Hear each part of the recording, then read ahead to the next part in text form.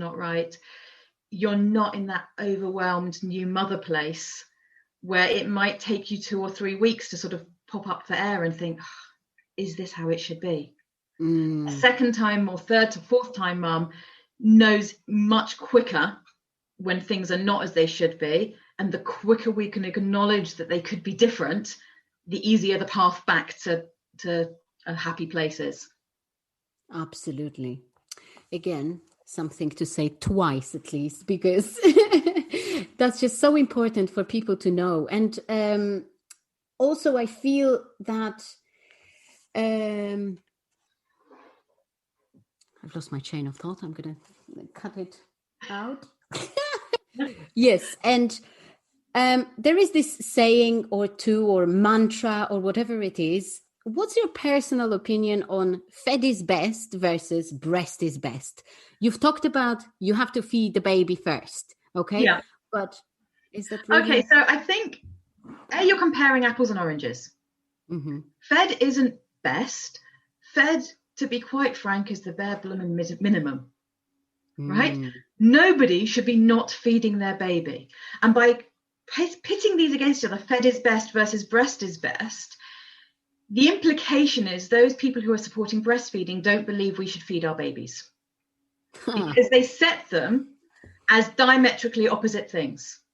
And they're not. To me, fed is the bare bloody minimum. Feed your damn baby, right? It's the number one rule, and it's the one I will always operate under. Okay? And then, yes, breast is biologically normal. I don't know why the onus has always been on breastfeeding supporters to prove why breast is best, rather than on formula manufacturers to prove that their product is satisfactory. Because we instinctively know that if I take a lion and feed that lion cub dog milk, that's probably not going to be as good for them as letting that lion cub feed lion milk. I don't need an awful lot of research projects to figure that out. But somehow when it comes to feeding human milk to human babies, we forget that millions of years of evolution have gone into that, and that it isn't a static product, that it's specialized for every baby in that moment, that when we experience a heat wave, you have a higher water content in your milk, so your baby gets more fluids into them. When you have been exposed to a virus and your body makes antibodies to that virus, they go through in the milk to support your baby because their baby's immune system isn't mature yet. Every aspect of breastfeeding is a very personalized package of milk delivered to that baby specifically for the age they are and the needs they have in that moment. Are we lucky that there's something that will adequately give calories and macronutrients to your baby if you choose not to or can't breastfeed? 100%. But for me, the debate, it's framed wrong. You know, for me, formula is very much like the NICU. Okay, we all know that babies are better off in utero until they're full term. Nobody would by choice have a 30-week baby. Okay, we know that your body is the best incubator it could be for your baby. However, if you have a 30-week baby, thank God we have a NICU and incubators and medical science that can keep your baby alive and help them thrive on the outside. Exactly. So to me, formula is that. We should all know and understand that what our bodies make is biologically normal. It's the optimum way for our babies to grow. But thank God we have something that will keep babies alive and provide them with an adequate nutrition if that's not available. And if we look at it like that, then it could complement somebody's breastfeeding journey as they're moving back to breastfeeding, and they shouldn't feel guilty for giving that formula. They're giving the baby the calories they need to build their strength to get back to breastfeeding. Okay, but the fed is best versus the breast is best. There's an underlying implication that if you believe or if you support in breastfeeding, you don't think babies should be fed, that you would sacrifice a baby's calorie intake for the sake of breastfeeding. And that's where I have a problem with that movement. Because that's the niggle they're trying to put into your head. I've never thought about it this way, but now it's just so clear. Yeah, they are not opposites. They're something completely different. I totally agree. Oh well, why do people not know that? But what's funny, you talk about. So you said we know that possibly dog's milk is not the best for a lion's cub and Well, stuff I've not like done that. any personal research, No, but my gut tells me that. I think I think it's pretty much. Yeah, I don't want to try and milk a lion. I don't think that's a smart No, plan. no, it wouldn't be. I took part in some sort of a program when Leon was about 7 months old. There is this program, Food Unwrapped, on Channel 4. I don't remember if I've ever told you about it. And they did some research across the UK asking people whether they think breast milk and formula have the same nutritions, right? And 77% of people said they think, yes, they are absolutely the same. Yeah. So, I mean, the formula companies have, all due respect to them, their marketing is fabulous. Isn't it? The number of mums I'll meet who are actually genuinely unaware that it's modified cow's milk is fascinating to me. Yeah. Because they present formula as this very special, clever, lab-grown thing when it's just cow's milk with some adaptations to it. Now, macronutrients-wise, they try and match the protein, fat, carbohydrate balance. Yeah. And it will adequately give your baby nutrition. Okay, your baby will grow and they'll develop. And yes, everybody can point to the totally healthy bottle-fed baby versus the slightly sickly breastfed baby. But we're not talking anecdotal individual levels. What we know is about population levels. And even what we know on population levels is not so clear-cut, because the way research is done is breastfeeding is very poorly defined. So your baby could be selected into a breastfeeding group for research purposes if they had a breastfeed in their lifetime. Or they could be exclusively breastfed, or they could be mixed fed. So the definition of what is a breastfeeding baby is blurred a lot of the time in these research, which is part of the reason possibly that some of the research doesn't come as clear cut. That's true. And again, as I said, I think it's coming from the wrong perspective. The onus should not be to prove that breastfeeding is better. I think to acknowledge that it's biologically normal is just common sense. You can't possibly think that anything other than the species, not just the species specific milk, but preferably the mother specific milk for this baby, is the best we can do. Now, the second best would be species specific milk, i.e. donor milk from a different mother. Yeah. And then the third one on that ladder would be the formula milk. Yeah. And it's not a judgment on anybody who gives formula. It's not. And people forget that. I think there's something very difficult about the breastfeeding health messages where we're almost embarrassed to talk about breastfeeding being biologically normal in case it upsets somebody who couldn't or didn't breastfeed. But facts are facts. Breastfeeding is biologically normal.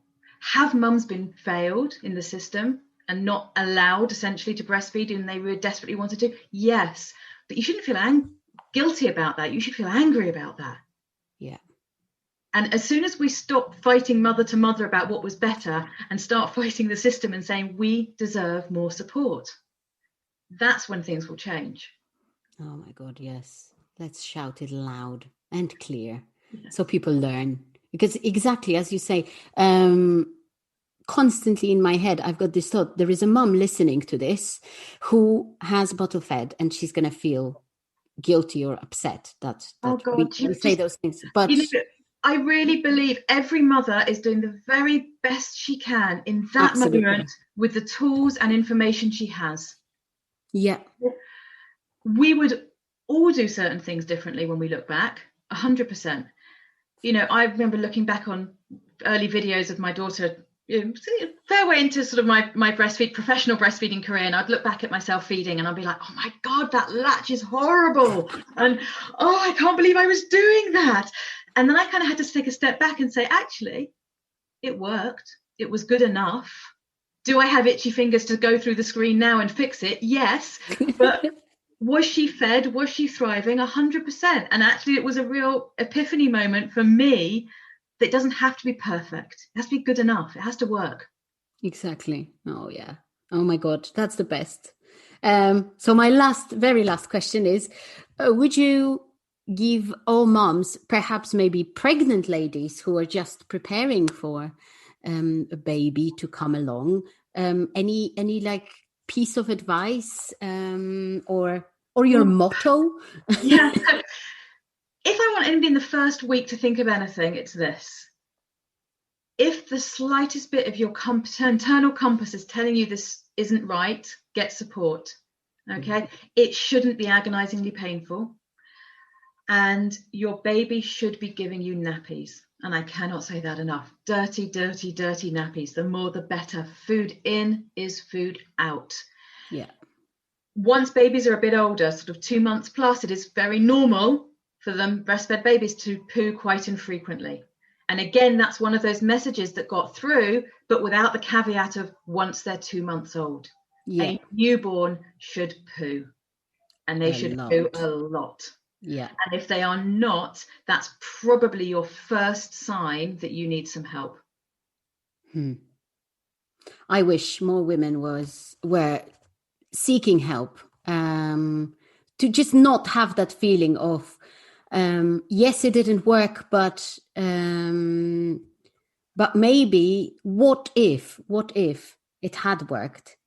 How would I feel now? And like without the guilt.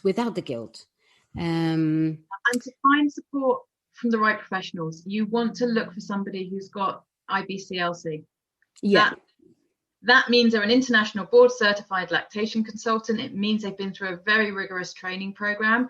Now, that's again not to say there aren't wonderful peer supporters and breastfeeding counselors out there, but if you think you've got something a little bit more tricky going on than just day 3 positioning and attachment, it can be super helpful to make sure you land up at the right professional as well. Absolutely. It's worth every penny.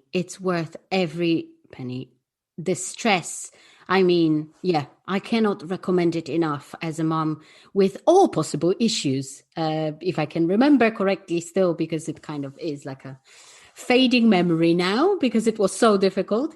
But yeah, if you want to pursue your breastfeeding journey and see if it can work, because most cases it can work with the right support. Oh, it absolutely can. It really can. And not every journey has to be ending in exclusive breastfeeding for it to work. No, exactly. Some of my most successful breastfeeding, the ones that I'm proud of as a professional that mum and baby got there, are ones where they had to give some supplementation right till they started solids. And then they managed to drop them. So it's absolutely not a black white. If you can't give 100% breast milk, don't bother. That's 100% not the message. Exactly. Nothing is ever black or white. We've used everything. We've used SNS, the nipple shields, everything, topping up with formula, pumping, everything in the world. And it did work at some stage and we were lucky, but it took the right support and it took lots of work on our side, because it wasn't only me, it was my husband as well who was supportive, and sometimes that's what you need as well. So Wendy, thank you so much. I think you've said so many important things that I wish my podcast had a wider reach, because I feel like every mom who is planning to breastfeed or struggling with breastfeeding should hear this message. So again, thank you so much for being here with me. Oh, my pleasure. Lovely to catch up with you. Exactly. Lovely to see you as well, because we are seeing each other. You can only hear us, guys. But anyways, thank you so much for listening again, guys. I hope you've enjoyed it. Please share the podcast with any moms who, just want to hear about motherhood and the reality of it, rather than sugar-coated pictures of cuddly, fluffy babies. I mean, it can be like that, but very often it's not. So thanks again, and I'll see you next week, or hear you next week for another episode. Bye-bye.